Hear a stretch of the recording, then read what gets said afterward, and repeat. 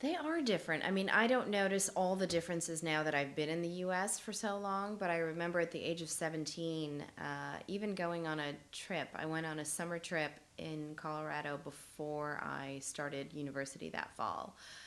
And just being with 7 or 8 Americans on the trip was felt very foreign to me. I mean, I can't put my finger on all of the things that made me feel that way, but in addition to language and politics and accents, there are a lot of subtle differences. I mean, I think there's a different value system in Canada. It is a country that is more focused on I think on equality and on amongst the population, and a little less focused on individual striving, which has made America the great country it is. So that difference between being happy to be one of the crowd versus striving to be ahead of the crowd, I think is a sort of a subtle difference. There are all kinds of differences in the educational system, and I remember graduating from high school in Canada, and I had, won the award in my high school for being the best English student.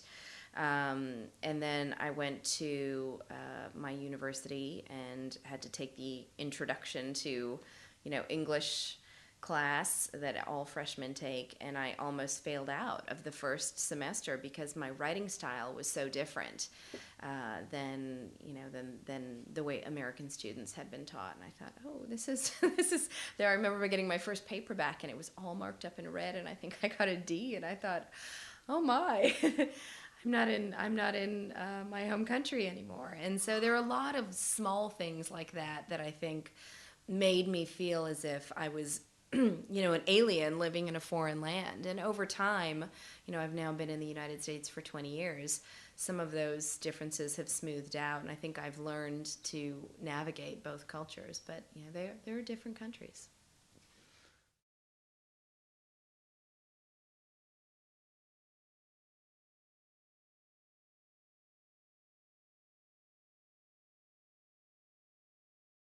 When I was a student in university, I spent a summer as a volunteer at an orphanage in India, and I was 19 at the time.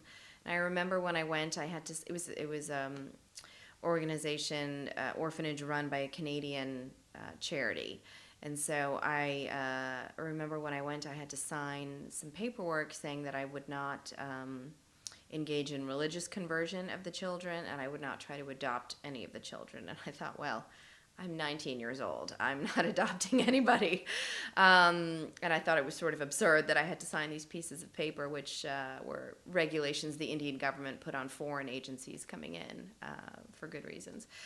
And, I remember leaving afterwards, a month later, and thinking, okay, I get it. I understand why they make you sign that piece of paper about not adopting a child, because these children are incredible. I couldn't speak the same language as them, but somehow it didn't seem to matter.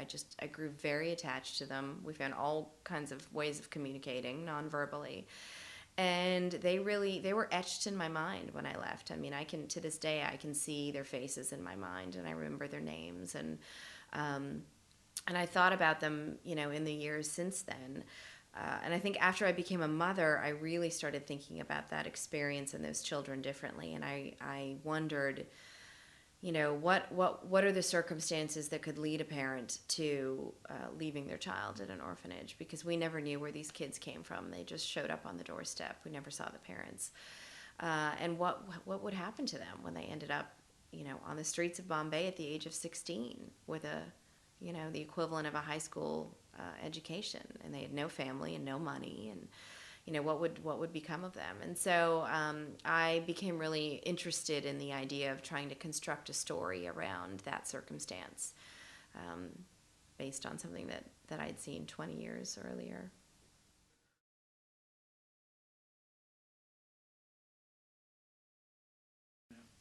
Oh, I loved it.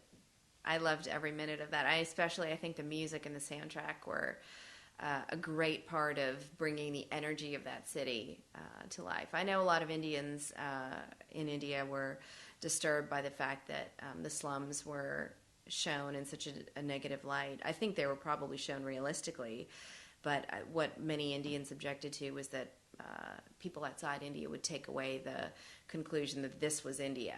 And in fact, the slums are not India. The slums are one part of the cities, and the cities are a small part of India. But you know that nevertheless, it's a very rich and colorful part of daily life for millions and millions of Indians. So I loved it.